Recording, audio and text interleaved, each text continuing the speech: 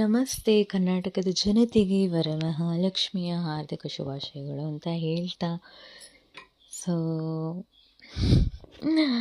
ಏನು ಹೇಳೋದು. ಸೊ ನಮ್ಮನೆಯಲ್ಲಿ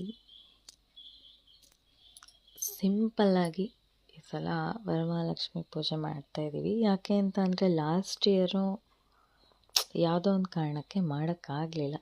ಸೊ ಹಾಗಾಗಿ ಈ ಸಲ ಮಾಡಲೇಬೇಕು. ವರ್ಷವೂ ಚೆನ್ನಾಗಿ ಮಾಡ್ತೀವಿ, ಬಟ್ ಲಾಸ್ಟ್ ಇಯರ್ ಏನಕ್ಕೂ ಆಗಿರಲಿಲ್ಲ. ಬಟ್ ಈ ವರ್ಷ ಮಾಡಬೇಕು ಅಂತ ತಕ್ಕ ಮಟ್ಟಿಗೆ, ಯಾಕೆ ಅಂದರೆ ನಮಗೆ ರಜಾ ಕೂಡ ಇರಲಿಲ್ಲ. ಹಾಗಾಗಿ ಸಿಂಪಲಾಗಿ ಎಷ್ಟು ಬೇಗ ಆಗುತ್ತೋ ಅಷ್ಟು ಬೇಗ ಮುಗಿಸೋಣ ಅಂತ ಅಂದ್ಬಿಟ್ಟು, ಸೊ ನಾನು 4 o'clock ಬಂದಿದ್ದೆ ಸ್ಕೂಲಿಂದ. ಅಷ್ಟೊತ್ತಿಗೆ ಮನೇಲಿ ಐಟಮ್ಸ್ ಎಲ್ಲ ತೊಗೊಂಬಂದಿದ್ರು ಪೂಜೆಗೆ ಬೇಕಾಗಿದ್ದಿದ್ದು. ಸೊ ನಾನೆಲ್ಲ ನಿಧಾನಕ್ಕೆ ರೆಡಿ ಮಾಡಿಕೊಂಡು, ಏನು ಅಂತ ಅಂದರೆ ಅಲ್ಲಿ ಹೂವು ಮುಡಿಸಿದ್ದೀನಲ್ಲ ದೇವರಿಗೆ, ಅಲ್ಲಿ ಅದೆಲ್ಲ ಇಟ್ಟಾದ್ಮೇಲೆ ನನಗೆ ನೆನಪಾಯಿತು, ಅಯ್ಯೋ ಹೂವು ಮುಡ್ಸೋಕ್ಕೆ ಹಿಂದ್ಗಡೆ ಒಂದು ಕೋಲ್ ಥರ ಸೆಟ್ ಮಾಡಿಡಬೇಕಾಗಿತ್ತು ಅಂತ. ಬಟ್ ಇವಾಗೆಲ್ಲ ಇಟ್ಬಿಟ್ಟಿದ್ನಲ್ಲ, ಹಂಗಾಗಿ ನಾನು ಮತ್ತಿನ್ನೇನು ತೆಗಿಯೋಕ್ಕೆ ಹೋಗಲಿಲ್ಲ. ಹೀಗೆ ಈ ಸಲ ಹಂಗೆ ಮಾಡಿಬಿಡೋಣ ಅಂತ. ಬಟ್ ಏನೋ ನನಗೆ ಅಷ್ಟೇನು ಸ್ಯಾಟಿಸ್ಫ್ಯಾಕ್ಷನ್ ಆಗಲಿಲ್ಲ.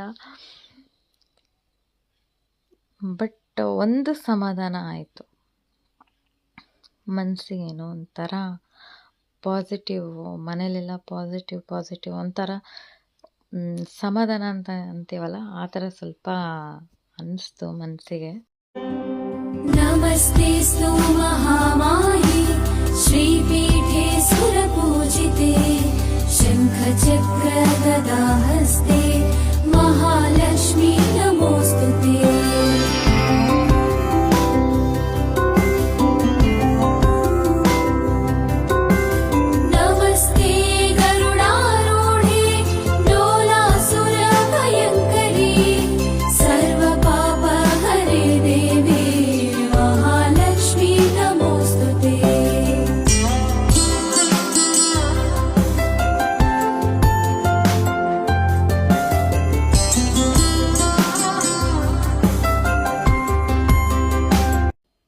ಒಂದು 80% ಆಗಿದೆ, ಇನ್ನೂ 20% ಆಗಬೇಕು. ಇನ್ನು ದೇವ್ರಿಗೆ ನೈವೇದ್ಯಕ್ಕೆಲ್ಲ ಇಡಬೇಕು. ಸೊ ನಾನು ಇದೆಲ್ಲ ರೆಡಿ ಆದಮೇಲೆ ನೈವೇದ್ಯಕ್ಕೆ ಇಡೋಣ ಅಂತ ಅಂದ್ಬಿಟ್ಟು ಸುಮ್ಮನಾದೆ.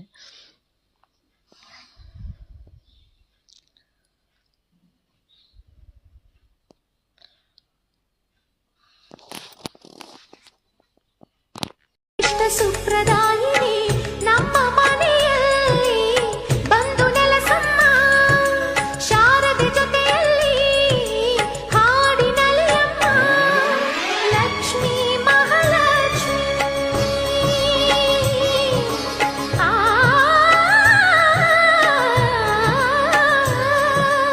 ಲಕ್ಷ್ಮೀ ಮಹಾಲಕ್ಷ್ಮಿ ಲಕ್ಷ್ಮೀ ವರಲಕ್ಷ್ಮಿ ಲಕ್ಷ್ಮೀ ಗೃಹಲಕ್ಷ್ಮಿ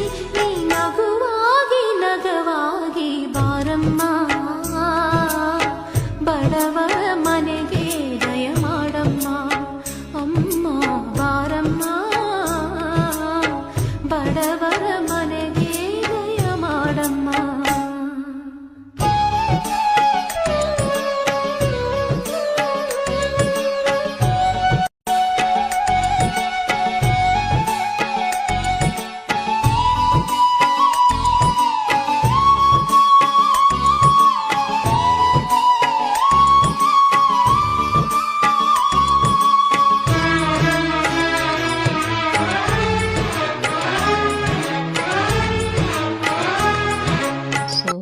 ನೀವು ಎಷ್ಟೇ ಸಿಂಪಲಾಗಿ ಮಾಡಿದ್ರು, ಹೇಗೆ ಮಾಡಿದ್ರು ದೇವರಿಗೆ ಭಕ್ತಿ ಮಾತ್ರ ಮುಖ್ಯ ಆಗುತ್ತೆ. ಸೊ ನಾನು ಅದನ್ನೇ ನಂಬಿರೋಳು. ಸೊ ದೇವ್ರು ಇನ್ನೂ ಶಕ್ತಿ ಕೊಡಲಿ, ಮುಂದಿನ ವರ್ಷ ಇನ್ನೂ ಸ್ವಲ್ಪ ಚೆನ್ನಾಗಿ ಮಾಡೋಕ್ಕೆ.